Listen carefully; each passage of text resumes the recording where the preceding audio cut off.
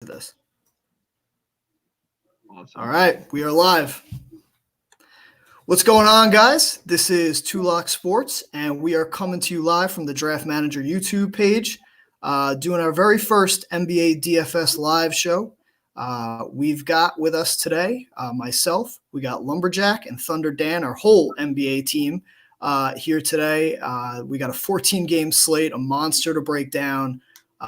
Thank you guys for joining in. We're going to kind of walk you through each of our takes on the slate. There's a lot to go over. We'll try and keep it condensed. What we're going to do is really go through each of the sites, FanDuel, DraftKings, and Fantasy Draft, and kind of build our lineups real time with you guys, using the tools that we've got at DraftManager so that you can see what we're doing and kind of how to use the tools and how best to build your lineup. So thank you guys for coming on. So Brandon and Dan, thank you guys. Hopefully we're ready to rock and we don't ruin the very first one we do with these. Yeah. Awesome. I'm pumped. So Brandon's got his screen up. So we're going to start with FanDuel and kind of go through that first. Take on, Brandon's take on the slate, and Dan and I'll kind of kick around ideas as we go. I promise not to criticize anyone or tell you your plays are dumb or anything. We're all friends here. Yeah, Dan and I will do that. when it's Dan and my turn, I'm sure we'll make sure to make fun of each other. That's what we do.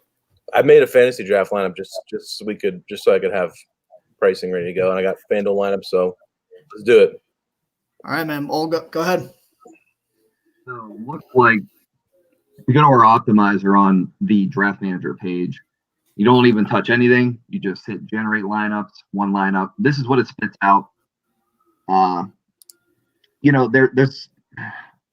a couple plays here that I'm not 100% on board with, but you have Kelly Oubre for Phoenix. I mean, that's going to be a really good play on FanDuel at only 6,900 against Washington, who literally cannot play any defense at all. I mean, literally no defense.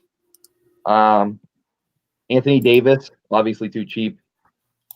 I'm not a big Willie Cauley-Stein fan, but I mean, he's cheap enough to fit in there. Derrick Rose is not getting the minutes right now, so that's another one I'm not really agreeing with. Kendrick Nunn is a pretty good play. Miami value is going to be kind of where I go for cash games on FanDuel today. So with all the crazy news, you have Clippers value as well. So that's going to be where I focus on FanDuel. So if you go back to the player list, you can kind of manipulate this however you want, however much exposure you want for however many lineups you're trying to build, etc. We're trying to build one lineup right now, though. So I'm going to kind of focus, like I said, on the Miami and the Clippers. And personally, I think that Dragic is a significantly better play than Noon. I don't know if you guys agree, but Well, I was going to ask you because he's 500 cheaper on FanDuel, and the only thing I said today with Noon is just that I feel like his minutes are more secure, but Dragic is just probably got a little bit more usage, that second unit, and right. It's tough. I mean, on FanDuel it's kind of easy because you have a $600 discount, but on DK they're the exact same price. So we'll talk about that a little later, I guess. Exactly. And on FanDuel, I mean, for 600 less, Dragic, I think, has a 1.21 fantasy points per minute with Butler out. Yep. And if I look for his usage, I believe 25.5%. So, I mean, it's a little better than none. Yeah, it's a little bit better than none. None's just the minutes. I mean, it's tough. And and if they were the same price, I would say none. But I think I personally think Dragic's gonna have a better game than none. But I mean, we'll see. I think also too he's gonna be a little bit lower owned, which also gives you a bit of an edge. As opposed to everybody playing none in cash games, you might be able to get Dragic at lower ownership. So I think that's going to be a big focus for me on FanDuel is getting Dragic in. And then, so, we have Clippers as well to kind of cover. And then also Tyler Hero. Mm. If 4.9 is that's just, for me, that's a mega lock on FanDuel. That's just ridiculously cheap for the minutes he's going to get. Well over 30, I would expect. Yeah, I mean, in the shots, really. You think, is he going to start? Are they going to start him and then keep Dragic off the bench? I assume. Probably. Yeah, I would assume they're going to go with that. And since Winslow's back, I would expect that he's going to get, probably in the low 30s range of minutes too, depending on how they want to manage him. But, Hero is getting, 29, 36, 27, 30, 32 minutes. That's his past 5 games. So, that's plenty, especially he should be in the mid-30s tonight without Butler, for sure. So now, does this become a game stack? Do you look at this? If everyone's going with Miami, right, is this a spot where you try to correlate it and get some run back with the Rockets guys? This might be a spot. I don't know. It seems like it could be a spot where Harden kind of gets completely ignored today. Yeah.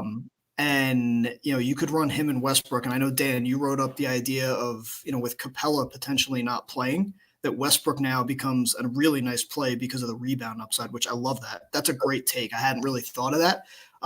He's good. He's averaging 20 rebounds a game for the last 6 games. Someone's got to get those boards, right?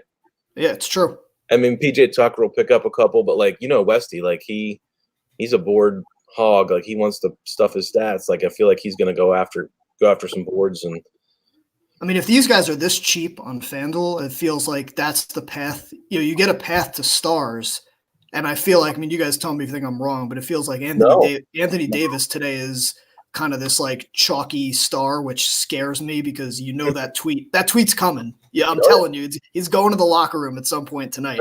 And when he does, everyone's going to tilt and be angry. Sure. But maybe this is the spot where you just say, you know what, forget that and correlate it with Houston and kind of run it back. What do you think, Brandon? When's the last time you saw him that cheap on FanDuel? It's true. I don't think I've ever seen him that cheap on FanDuel. No. Has he been good enough to be more than where he's at salary wise? Not really, but we saw his ceiling a few games ago against Portland, 52 fantasy points where he put up a triple double. That's completely plausible tonight. Yeah, I'm not going to put up 62 points, but 50 points at 8.6K. That seems like a smash play for me. And Harden too. You could pair them together. It's not like you can't play them together. You play Hero and Dragic or Noon, Harden and Westbrook. There's all of your guards on FanDuel. Yeah, basically. Right. The only I would consider tossing in there is Daniel House. I don't know how cheap he is on FanDuel, but he's real cheap on TK tonight. Let's see. Yeah, Daniel House. I like in the chat how George is our George Z, our PGA expert, is saying that he's going to take Lumberjack's cat for $12K. Who decided to come into the FanDuel breakdown? My cat's the worst. I should have said that before we even started. He's literally, he won't fucking leave me alone. He'll crawl all over the place. He doesn't give a shit. And Daniel House is way too expensive for me on FanDuel. Oh, is he? I didn't know. It was 5.3. I don't know. Oh, okay. He was like 4 or 5. I was just curious. Yeah. So maybe I think you mentioned the Clippers stuff. Yeah. What's your take on that? We could talk FanDuel or even more broadly and how you guys are playing that. Is this a spot where, we were talking a little bit pre-show, is Paul George now the guy, especially on FanDuel where you've got to play, small forward and his discount off Giannis and LeBron? Is that the guy you're taking? Honestly, it's hard for me to say on Paul George, considering how inefficient he was very recently. I actually like Harrell a lot, and nobody ever plays Harrell. He's not going to be owned at all. He's 7.8. He's been putting up monster games. It basically 5% ownership, and Memphis plays at one of the fastest paces in the league. I'm pretty sure he's still top 5. And Giannis Valanciunas is not going to be able to do anything against Harrell. I think he's a great play, and Lou Will obviously is going to be that's going to be probably a pretty chalky play. Shooting guard, I'm assuming 7.7. We see what he's done with Kawhi off the court this year. It's his numbers get a pretty significant boost. And on a back-to-back too, I don't think that I'm worried at all about Lou Will. I'm pretty sure that he's been pretty steady on. Yeah, he and Montrez, they're both good on back-to-backs. Like I've run those numbers before. They're very not affected very often by that. So surprising because what's your is hurt. I don't know if any of you guys have looked at this, but my one concern with the Clippers is playing Memphis. What if Morant gets ruled out? Now, this is a team that, Morant, if you think about Memphis, the beauty of playing against them is that you get the big pace-up spot, all this stuff, right? But that's run with Morant. I haven't looked at this, but just my thought is if Tyus Jones is running it, do they run the same high-paced environment? And if Morant doesn't play, does that game even stay close? So I'm worried about, I don't know, this morning I was thinking, on a 14-game slate, you just don't worry about ownership. But now with the Miami news and now the Clippers news, I get it in cash games, and especially on FanDuel with the prices that you're talking about. But like for GPPs, do we just ignore this or take a different route? I mean, if you're gonna target it at all, even in GPPs, honestly, I wouldn't stack it. I'd go with a one-off. Yeah. For me would be Harold. Honestly, if I'm and I am playing all GPPs tonight, and that'll likely be my approach, is to go with a one-off, either Lou Will or Harold, depending on how the build works. And honestly, I mean, like you said, now if Morant plays, then you can stack it up. You can stack it on both sides if you want. I mean, you can get exposure from Memphis, even though the Clippers are really good on defense. But yeah, I mean, if Morant sits, I probably wouldn't have any interest in that. Yeah, they're really good on defense, but you just took Kawhi Leonard off the court. So, exactly. You just took an elite wing defender. I mean, now I agree with you. I think if Morant plays, this becomes a really appealing run back spot, just like we talked about with Houston, where all of a sudden now, you can run this back with, Morant, you could run it back with Triple J. I think there's a couple different ways that you could go. If you want to. My concern with using someone like Valanciunas or something is like, does he just get totally run off the floor if they decide to go with, Harrell or whatever? I don't even see how Valanciunas sticks. I mean, are we?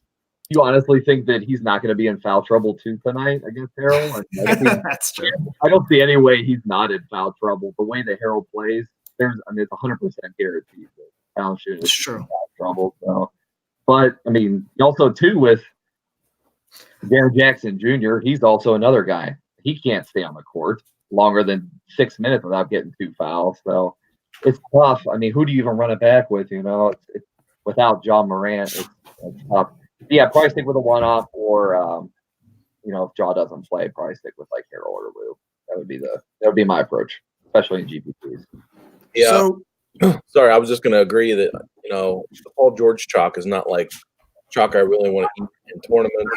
I think it's a tail cash just because, people are going to play him. But I speculated today, Markle, that, do they even push him big minutes? Like, do they try to manage his minutes within the game, kind of like they've been doing with Kawhi some games too? I like Lou Will and Montrez because those guys close. Like, they're closing in the fourth quarter, and they'll play they'll play garbage minutes if they're up 20, and Paul George probably won't. So it's true, especially on the back-to-back. Yeah, right. Exactly. What did he do? 9 last night, I think. 29 or 30. So that's kind of been where he's at. He had 29 minutes last night. He eclipsed 37 a few nights ago, was the most he played against in that Boston game, and he still is right around. I mean, barely over a fantasy point per minute, just barely. His numbers with Kawhi off the court are so skewed because he had 2 massive games against like Atlanta and New Orleans, like great matchups, and then even last night, like he had 5 steals. Like he didn't have like this massive game. He had 5 steals that like kind of inflated his score. And I'm not saying he can't hit 45 or 50 fantasy points. I just think he's got a decent floor, but I don't think he has this massive ceiling. Everyone's just going to think he's going to go nuts, and I don't know if he will. especially with LeBron and Giannis, honestly, I really don't have much interest in Paul George. I mean, the ceiling of Giannis alone, even at 12.7, which is a huge price point. I mean, that kind of, I'd rather play LeBron and Giannis together and then say screw Paul George, honestly, because right there you could get well over, 100 freaking 20. Sorry, go ahead. No, yeah, you could get 120 points right there between those two. And Paul George could get you 40. And the direct pivot off Paul George at the same price on FanDuel is Sycam, same price. Exactly. Who can just the Knicks? I mean, and he's been playing 40 minutes a game Right now. Like, he's basically playing almost every minute, and he's got 40 or more fantasy points in 4 straight games. Like, I don't know. I'm just not on Paul George. We're on the same page there. Yeah. And then Frank Kaminsky is going to be mega chalk, I think, for Phoenix. So that would be definitely a play that I wouldn't fade on FanDuel. He's going to start again at center. And I think he's They were bad last slate. They got in foul trouble and they played Diallo all those minutes. Yeah. I mean, it's just I don't think he's going to be in foul trouble against Thomas Bryant and Mo Wagner. Yeah, Mo Wagner's terrified to go inside. So I mean, I don't think that Frank. I mean, 4,000 on FanDuel. There's no way that he doesn't hit value tonight. It's the more you're talking about it, it just screams stars and scrubs there. Oh yeah. I don't see how but that's what's interesting is that on a 14 game slate, like while all these plays make total sense, I feel like this is the spot where you can get very weird from a tournament. I mean, and I think the three of us primarily are more, tournament minded. So to me, that's like, it's funny before this slate, Brandon and I were talking about I kind of hated the slate just because now it's becoming chalkier, I should say. And you have so many options and there's going to be so many different paths. But it also is kind of interesting for tournaments because if you just decide to say, you know what, I'm going to pretend like Miami doesn't exist. I'm going to pretend like the Clippers don't exist. There are other spots. And, Dan, maybe we go to your screen and go over some of the DraftKings stuff because, I think the one thing we were talking about before for you was, a lot of focus on the Lakers and the Pelicans. I mean, there's been a lot of talk today about Anthony Davis, right? The return to New Orleans, all that, blah, blah, blah. But we also got the news today that, Favors would be out. You got Lonzo's questionable and who else? Hart is questionable. Yeah. So like this where before a lot of those guys were trending towards them being maybe fully healthy for the first time. This game's super interesting. So I where I thought early in the day this was going to be the chalky spot, I think some of this Clipper and Miami news might have taken people off of it. Yeah, and I just want to make the point that, like, you write your article at 5 and 6 in the morning sometimes. I usually have mine up by midday, and I know Brandon does his closer to lock. And I think that, we try to, cater to different people. People like to do their homework early and people who like to react more late news. And it's tough, man, because like there's some nights where you don't react to that late news, and then some chalky guys jam in there, goes off. And other times you plug that guy in and he busts. And so sometimes you just have to pretend like the people that you liked last night or this morning, like you should still like them for the most part, unless something major took you off them. You can't I think sometimes people overreact to all the news throughout the day and it takes them off the plays that they really liked. Yes. Start. It's one of the reasons, I mean, I love doing my stuff in the morning because I do it all completely isolated without reading anything else, looking at anything else, just my take on it. Really outside of, what I wrote up this morning, the only thing that really changed was Daniel Tice got rolled in, which, early on, even Dan, you had, Cantor in as a core play. Yeah. 10 minutes later, Tice gets rolled in and your article goes to garbage. Yep. But that was, you and I were on the same page. Like that's the one idea where it's like might have been on that, but that's news that needs to take you off of it. But your other plays shouldn't change just because all of a sudden Jimmy Butler decided to get a headache. Right. So I love our optimizer, and I just want to do a couple things here. Like, first of all, I was talking in the chat earlier about, correlating some Lakers tonight in terms of, Rondo just being way too cheap. And you know how I feel about narratives. Like, I don't really care about Anthony Davis. I don't care about Rondo's narratives. I just care about the fact that the Pelicans play fast and loose and don't play defense, And the Lakers are putting up a ton of points. They're playing well.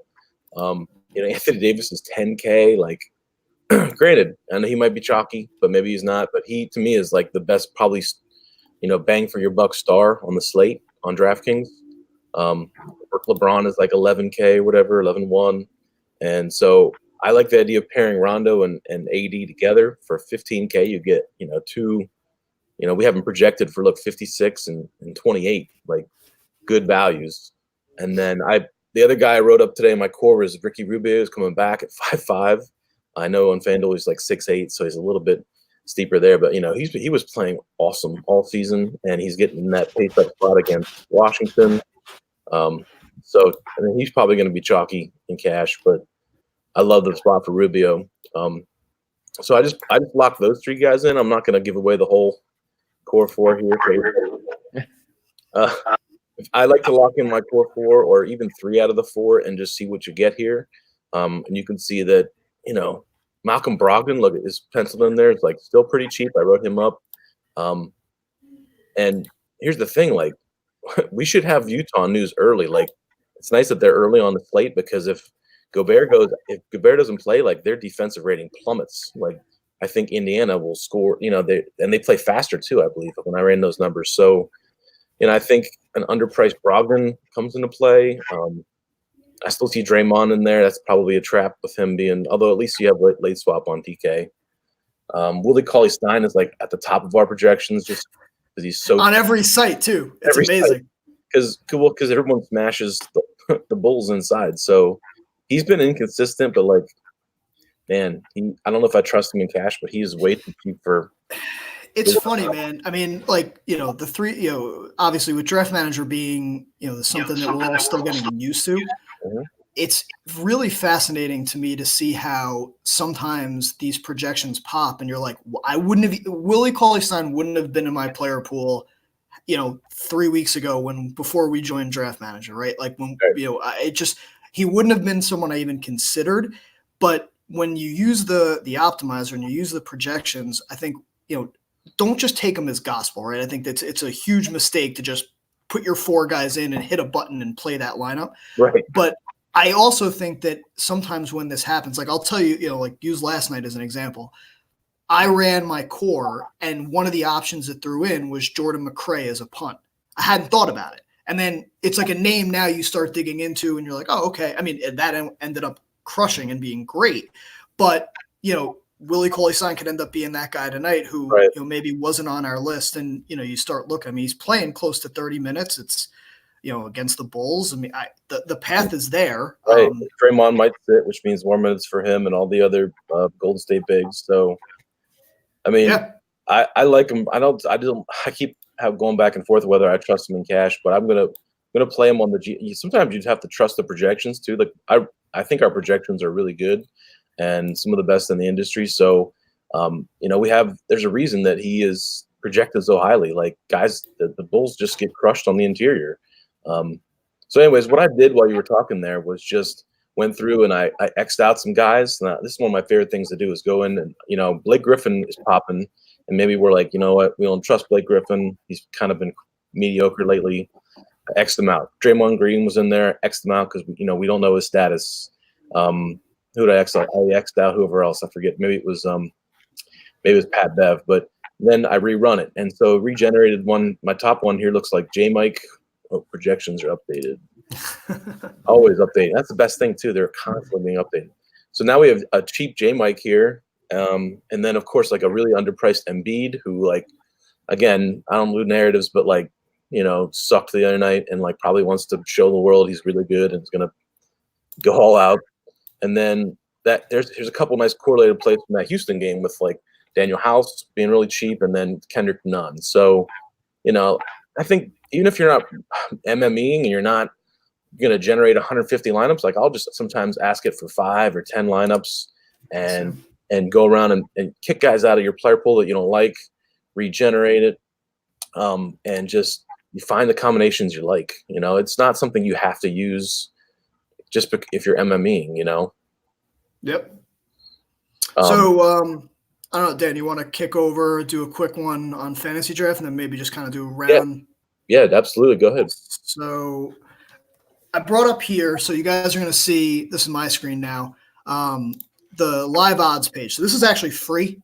This is not even part of our premium, but I love this page as, a quick overview. And one of the things that I like to look at, right, we've already talked a lot today about very specific games, right? We talked about Miami and Houston. We've talked about the Clippers and Memphis. We just talked about the Lakers, and we talked about the Pelicans. If you look at the top, right, like I know Brandon brought up Kaminsky. I mean, we really didn't talk about Washington Phoenix, but yet it's got the highest total. But the game to me that it was really interesting to me at first look, and Dan, you brought this up, sometimes just sticking with your gut. This was the game to me this morning that I thought was an incredible GPP game stack, and I think even more so now is the Hawks and the Bucks, right? It is the highest projected pace game. It's got a 239 total. And what you see here is 55% of the bets are coming in on that being an over 239, right? So if you go back here, and Dan and I have been kind of pushing this in our articles lately and bringing it up on Twitter. And if you guys haven't used it yet, I highly, highly recommend going into this games to target and looking at the game score. These two game scores here, are massive. Those are bigger than anything we've seen in the last week. Yeah. And it really takes into account the pace. It takes into account the spreads, the totals, all this stuff, the defense. And so these two games to me are really interesting. So I wanted to bring up, we talked a little bit about Giannis kind of as a one-off, but the way that I look at this game is very simple. Because the spread is so high, I would not play Giannis as a one-off, and instead, I think it makes the most sense to correlate him and run it back. And if you're going to do that with the Hawks, it all starts with Trae Young, and that's kind of why I like this game, because the only way that it goes off and it wins you the money is the 4 or 5 guys that are going to do it. So what I did here, kind of similar to what Dan was saying, I went in and just looked at this game and said, okay, I'll show you guys what I did, but I went in and ran it for a core based around this game. And the concept was very simple. I locked in Giannis and Bledsoe from the Bucks side, and then ran back with Trae Young, and Jabari, and Reddish, who's just super, super cheap. And you can kind of get a same idea, right? You'll see the projections that are telling you a lot of the ancillary pieces are the same, right? You've got Nunn, JaMychal Green, Willie Cauley-Stein. But to me, this game is the one it feels like now might just get totally forgotten. I think Giannis will still be popular, but to me, I think it's a huge mistake to play him as a standalone. So, and even tonight with Middleton coming back, they've already said his minutes are going to be limited. So I think you got a little bit still of profit potential on Bledsoe. I probably wouldn't really go anywhere else. If you, at least on fantasy draft, I looked at the pricing, guys like DeAndre Hunter and Brook Lopez, those guys are all in the 10 to 11K. And I think if you're going to end up spending there, it's really hard to make the case over you could take none at the same price as a DeAndre Hunter. And just, as much as I like game stacking, on a 14 game slate, I don't think it's necessary. Right. But I think if you're doing it here, with the 5 guys that I've outlined, that's 90% of the production you're going to get. I don't think you need to really expand it much more. So I don't know what your guys' take is on that idea as as a build. So how much is Reddish on fantasy draft? He's 8. So he would need 24 fantasy points to get there. I was going to say, because on FanDuel, he's only 4.1, so it's 20 fantasy points. You got 28 minutes last time. It's tough because if you're going to, that if the game has a high spread, someone's going to score here. Other than Trae Young and other than Giannis, who's it going to be? Right. You have to imagine Giannis is probably going to be on Jabari. So, I don't know how much he is over there, but man, I don't think Jabari is going to do much of anything tonight. What did he do? 26 against Milwaukee last time. I mean, that's just, I don't know. I don't know about Jabari, but I think if Reddish was a little bit cheaper over there, that would be a great way to get like a little more exposure. Or Bembry, these guys. I know Bembry's a little banged up, but I mean, these guys that are like really cheap, even Dante D, he's still going to get minutes, right?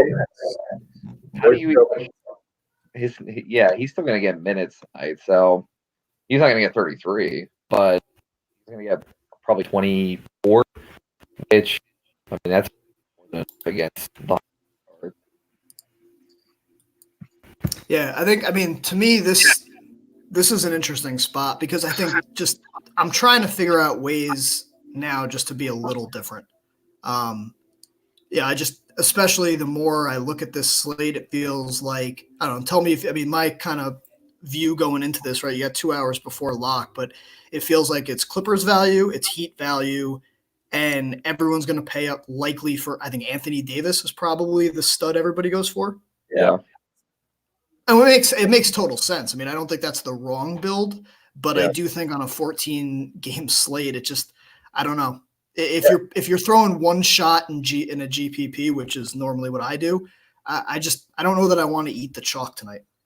No, and you don't have to on a big slate like this. I mean, I honestly like what you're doing with that, and I don't mind Jabari. I mentioned, and I do this in some of my GPP thoughts, just even going to 1v1 and seeing what else you can get in there, like a Trey and a Giannis, and just hope that they go back and forth and that none of those ancillary pieces even, get there. Like, you just hope that they ball hog and they just go crazy. Yeah, so that's interesting. Yeah, because I mean, if it looks like, when you do that, look at how balanced everything else feels, right? It's like you're living in the range of like the Rubios, the Brogdon. I mean, Jackson Hayes with what's his face, right, with Favors out. I mean, it makes a lot of sense. Yeah, I mean, that's just one way. I'm not saying you can't game stack it. I'm always leery of going more than 2 or 3 players from a game on a bigger slate, because you just the game has to just go absolutely crazy, and it certainly could. We know how fast the Bucks play and how fast the Hawks play and everything. It's just like, I really like that lineup that popped up right away. Like we talked about Willie, we talked about Brock and Rubio, like all those guys, like who really could. You're gathering those pieces of those other good games too. So. Yeah, I mean, if you kind of look at that, right, and you think through like how that could work. I mean, you could realistically see, the 70, 80 point game from Giannis. You get the 60 point game or so. I'm talking ceilings, right? Yeah, like you might get a 60 game from Trey. And now, if everybody else kind of gets you 30, I mean, you should be in a really good spot. And I don't think that that's a unreasonable expectation either. No, not at all. So what if hypothetically you decide you're going to go GPP and you're going to do, let's say like what Dan said, you'll do 1v1 with Trey and Giannis, and then you go over to the Washington game, and that's where you get some of your like off the beaten path type value, because I think that, like you guys said, the Clippers and the Heat, that's where people are going. So is this game going to get overlooked tonight? And it's going to be high scoring. I don't see any way it's not. What do you guys think about it? And I'm with the Phoenix pieces. Like Washington, I don't trust any of those dudes really. And Beal's up, especially because all those bench guys are stealing all those starters' minutes. And I have a ton of interest in Rubio, Booker, Oubre, Frank, all those dudes. Because Washington, like you said, back to back. They don't play any defense. They play fast. I mean, I think the Suns are in a great spot, man. The second highest implied total. Yeah, I mean, look at those prices too. I mean, you're talking, 15, 11. I mean, on fantasy draft, right? I mean, these are super mid-tier. So, I mean, you could run multiple pieces from Phoenix around Giannis and Trey, and it's really, it's not hard to do. Check the aloe, baby. I mean, you could do that right. I mean, so this is just to give you guys an idea of how this potentially could work. So if you go in, right, and one of the things that I do up here on the team stacks, so you could actually do where you've got your 2 pieces already, right? You got Giannis and Trey in here. So now let's just say, for example, we want to do 2 guys minimum from Washington right? And you want to run it back with 2 guys minimum from Phoenix, right? Because again, Dan, I agree with you on a slate like this. I love game stacking and I go nuts with it, but I think 1v1, 2v2 kind of things makes a lot of sense. So this is a great way to do it where you can say, okay, I've got Trey and I've got Giannis still, but now it gives me 2 Washington pieces and it gives me 2 Phoenix pieces, right? In a couple different scenarios. I love that. I mean, there's so many features on this optimizer that, even all of us who have been working with it now since we started the site still are exploring. And that's an awesome It tool. really is. Yeah, I'm all about it, dude. So I think we've hit about 35 minutes. I know we were going to try and keep this to around 30, but any kind of last thoughts you guys want to go around, and any other things that you want to bring up before we go and tinker with our lineups for the next hour and 50 minutes? I'll let Brandon go first. Yeah, I think that I am, since I'm playing all GPP tonight, I am all over the Washington Phoenix game, specifically like Dan was talking about, a couple of these value guys from Phoenix, and I'm definitely going to have at least 2 pieces there. And I think Giannis or LeBron, no matter what, I don't care if you're building cash, GPP, head-to-head, whatever, you have to get one of those in your lineup, one of those 2 guys. I know that people are going to be going AD, but yeah, actually, that's a good point. Now, does LeBron become a pivot? Which sounds weird, but if everyone's going AD, night, it seems like this is every night this happens now. Honestly, nobody's playing him this year. Nobody is. LeBron has been mostly under 15% on these bigger slates. I mean, I don't know the last time he was above 15% on a big slate like this, and he's still putting up 30 points, real points, right? While he's getting all of his other. He's getting rebounds, assists, blocks. I mean, I don't know. He's only 11.22 on FanDuel, which is too cheap. I hope. I mean, I'm just gonna jump in because this was the game I talked about earlier, and I love it. Yep. I love playing LeBron. It's a great matchup for him too. It's really a great matchup for most of the Lakers. And the big 3 guys I'm targeting are obviously LeBron, AD, Rondo. Even KCP is cheap, like what, 4K on FanDuel. Oh man. Oh man, I don't know if I could go KCP. No matter, I don't care. He could like be. 28, I mean, I don't know. Just for sheer correlation, we talked about earlier. Like, I don't know if I go Rondo and LeBron together because they kind of eat into each other's productions, but I got no problem with like Rondo and AD or LeBron and AD. And Brian just disappeared. Guess it's just us now. All right. See you, Brian. Thanks for checking. Right. Looks like we're running it. Yeah. So it's hi. Hey, man. What's up, bro? That's what's going on over there? Get some connection issues. You know what happened, right? My kids just started streaming stuff on their tablet because my wife said I'm taking too long. We'll wrap it up. I got one other point to make. If Brandon's done, I'll wait though. Oh yeah, go ahead, man. I'm good. I just want to. While we were prepping for the show, we saw DeAndre Jordan get ruled out, and I just want to know if you guys want to chase like a Jared Allen ceiling game and his prices. Oh, gee. Well, I guess since it's just me and you, I mean, how much is Jared Allen on DK? Is he cheap? No, he's not. He's like 7 something. I gotta find 7.6. What is he on FanDuel? 7.8 or something? I'm looking now. I think he's 7.4. Okay, all right. I mean, I think it's still to the point on FanDuel where you could play him. I don't know about on DK. That might be a little much, especially coming off that 22-21 game. Yeah. Like, oh man, is he going to go back down to his 11-8? Yeah. I don't know, man.